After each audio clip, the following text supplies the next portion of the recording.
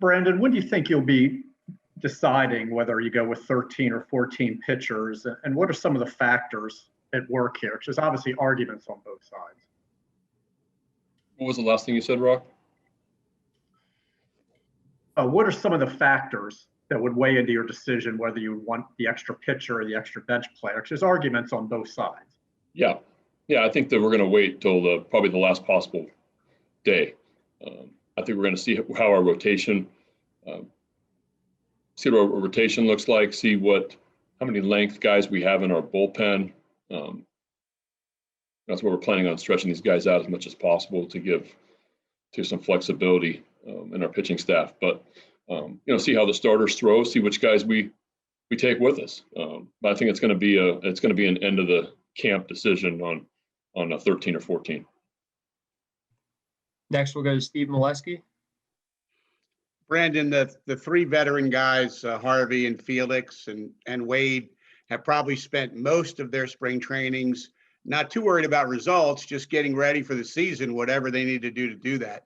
As they try to make the Oriole rotation, will results be part of what you're looking at? What will you need to see from them to tell you, I can have this guy be with us opening day? Yeah, it's going to be such a small sample from a numbers standpoint. So I don't think we're going to be looking at numbers, but we will be looking at, what their pitches look like, if they look healthy, the kind of swings that they're getting from opposing hitters. I think all those type of things are going to be important. Just because you give up a 3-run homer in a 2-inning stint and your numbers get inflated. That happens a couple times. So I think it's not about ERA or that type of thing. It's more about the kind of swings we'll be looking at the kind of swings opposing hitters are going to take off these guys. Joe Trezza, go ahead. Hey, Brandon, will Trey be in the lineup tomorrow for the opener? And can you share any other pitchers that are going to follow Thomas Eshelman? Sure. Yeah, Trey will be playing first base tomorrow. And let me get my list.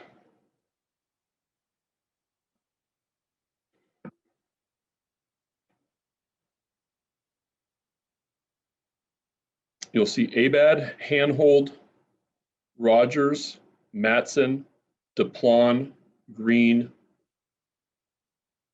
and then possibly some others.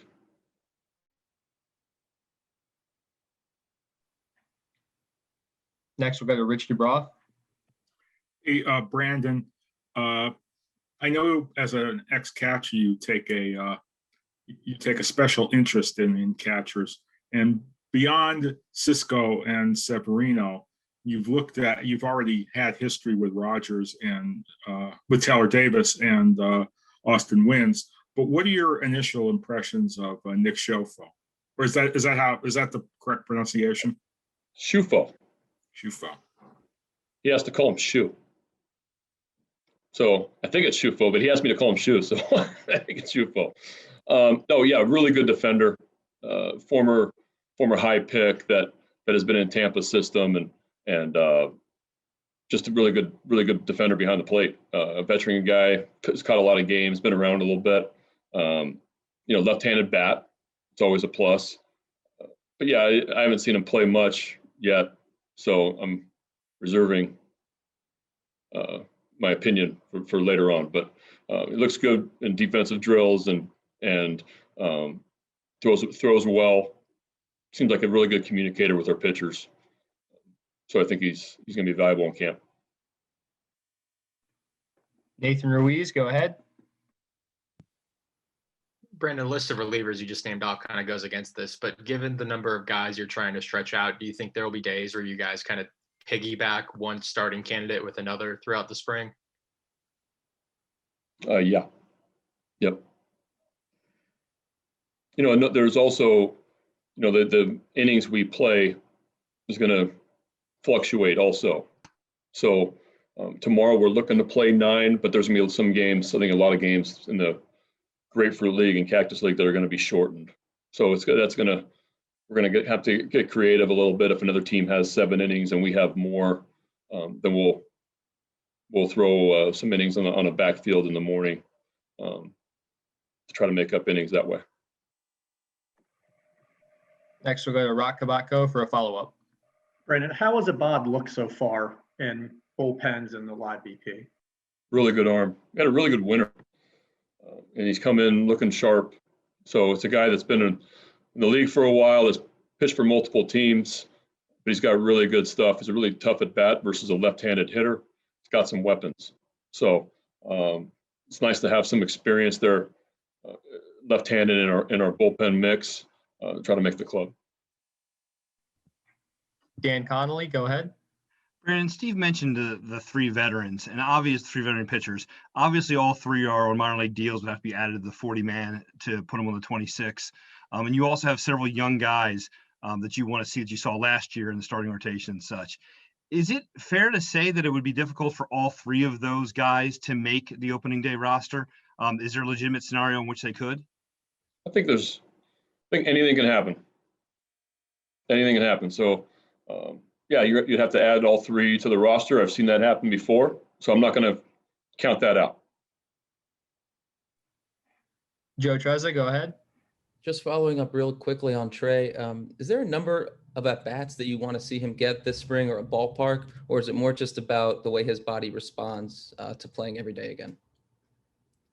Yeah, I'm going to play him at first, DH him some, especially the first couple of weeks, kind of just try to I've talked to him every single day, see how he's feeling every day. So, yeah, we're just going to continue to communicate, and I'll have him in there every other day for a while, whether it be at first base or DH, and we'll see how he feels.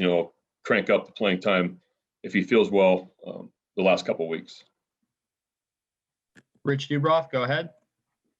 Hey, Brandon, speaking of all these roster decisions, with all the pitchers that you have in camp, is it harder for a Rule 5 pitcher to make this team than it would have been in your other 2 years?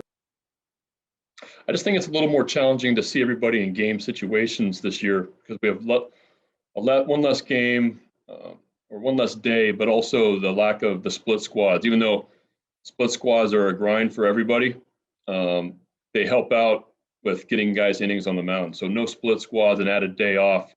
Like I said, we're just going to have to be creative as we possibly can on backfields to really get a good look. We're also going to schedule some B games too against other teams. Nathan Ruiz, go ahead. Brandon, just to be clear, you guys aren't planning to use Trey in the outfield during the spring? No, definitely not in the beginning. I want to play him as much at first base as possible.